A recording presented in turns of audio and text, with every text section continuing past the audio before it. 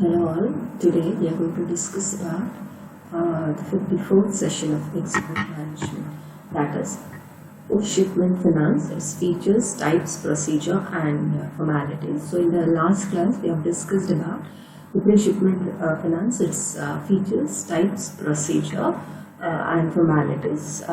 Pre-shipment credit is one of the best ways by which the exporter can push his sales. Now, what is the learning objective behind post-shipment credit?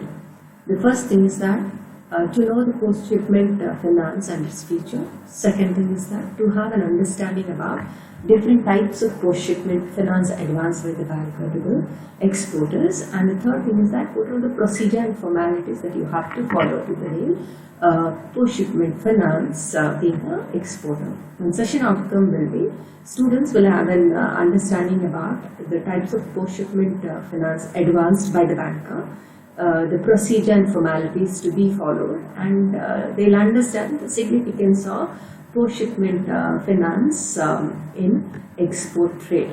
Now, let us move to the introduction. Now, exporters usually don't wait for importers to deposit fund against large-scale shipment.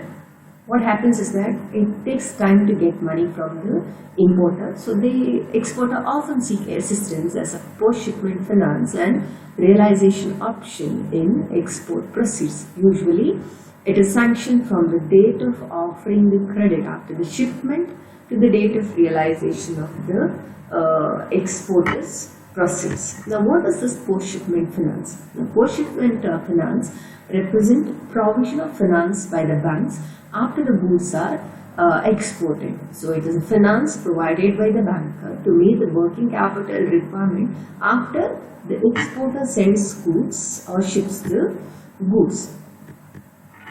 Okay, so mainly it is given to the to get the working capital requirement of the exporter. And the next thing is about the features of post-shipment finance. Now, and that first one is eligibility. Who can avail post-shipment credit?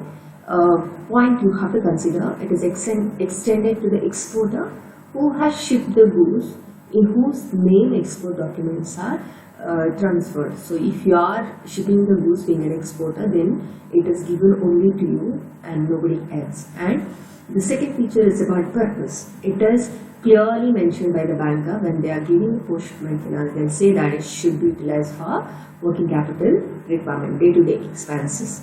Then the third thing is that there should be proper documentary evidences, and these are evidences which are nothing but the shipping documents. So that has to be produced to avail post-shipment finance. Then there are different forms of post-shipment finance. So it can be advances against bills and collection, advances against goods sent on consignment basis, against deemed export, or against export incentive receivable.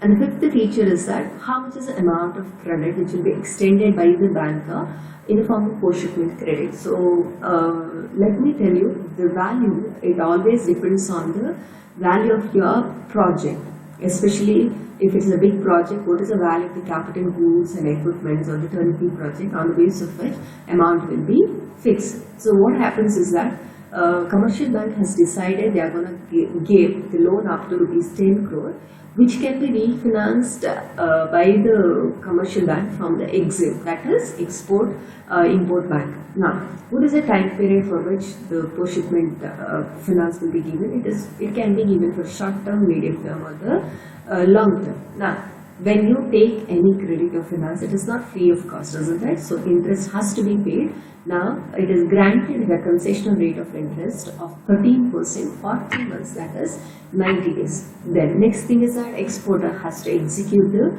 formal loan agreement.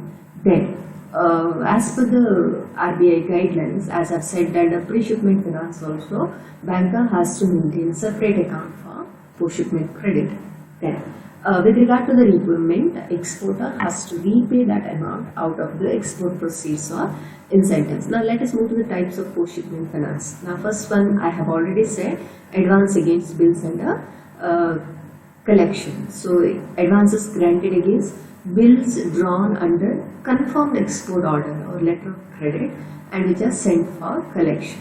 Okay, so letter of credit, you know, it is a guarantee given by the importer's bank. That importer will make the payment. Against that, will give. So that is bills under collection. Then next one is advance against claims of duty drawback. Duty drawback means refund of custom duties paid on import of raw material, components, parts and packing material used in the export production. So whatever the goods you are going to export, for which you might have imported so many raw materials, on that whatever the tax you pay in the form of custom duty, that will be refunded, and that amount is known as duty drawback. Okay, so here what happens is that banks offer pre-shipment as well as post-shipment advance against the claims for duty drawback. Anyhow, amount is to be received by the exporter, against that they will advance the money. Next one is export bills negotiated under letter of credit. So here exporter can claim post-shipment finance by drawing bills and or the letter of credit. The bank insists on necessary documents as stated in the letter of credit. Next one is purchase of export bills drawn under confirmed contract.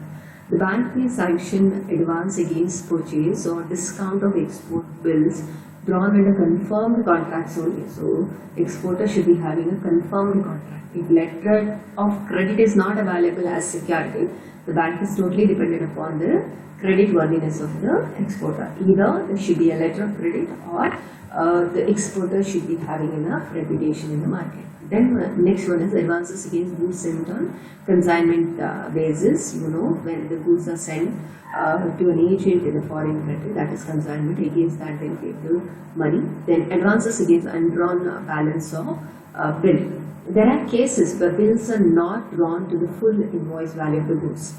So undrawn balances due for payment after adjustment due to variation in rates, weights, quality, etc. So bank offer advances against these undrawn balances to the maximum of 5% of the value of the export. Then advances against deemed export. Now deemed export is nothing but if you are going to make the supply of goods to the foreign tourists. Okay, that is deemed export, who are staying in India, and supply made in India to IBRD or ADB, Asian Development Bank.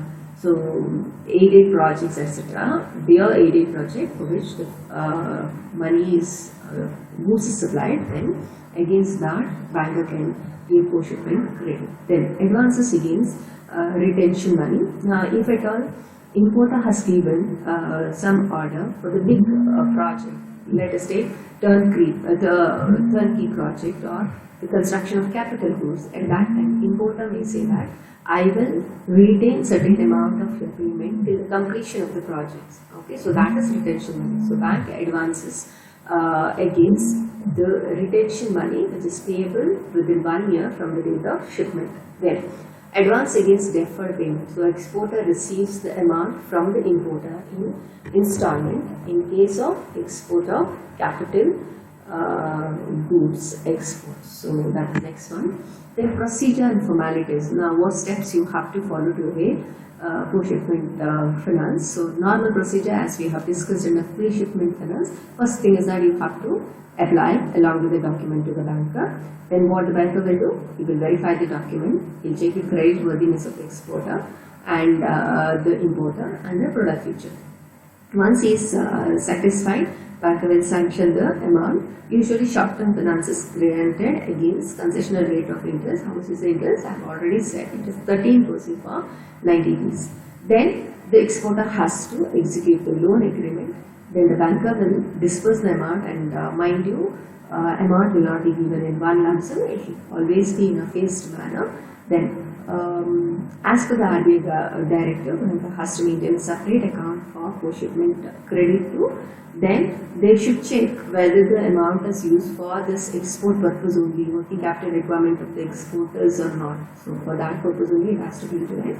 Then when it comes to repayment, exporter has to repay that out of the sales process. So in conclusion, we can see that it is a credit granted to a genuine exporter to bridge the gap between the date of shipment and the actual receipt of payment from the importer. So commercial bank provide financing facilities to the exporter. So to take the actual benefit of post-shipment finance, exporter should have the thorough knowledge of the formalities in relation to post-shipment finance.